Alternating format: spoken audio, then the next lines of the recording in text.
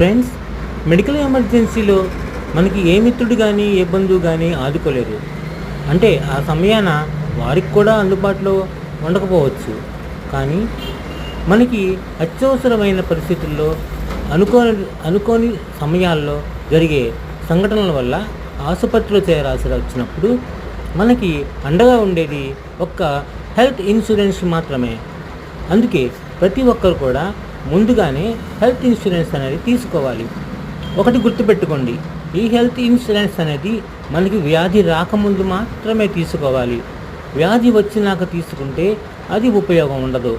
పైగా ముందుగా పాలసీ కూడా ఇచ్చేందుకు ముందుకు రారన్నమాట. సో ఫ్రెండ్స్, మనకు ముందుగా ఆరోగ్యంగా ఉన్నప్పుడే హెల్త్ పాలసీ తీసుకుందాం. మన ఇంటి అవసరాలను తీర్చుకుందాం. మన ఆర్థిక పరిస్థితిని కాపాడుకుందాం. ఫ్రెండ్స్, వీడియో నచ్చితే లైక్ చేయండి, షేర్ చేయండి, సబ్స్క్రైబ్ చేయండి.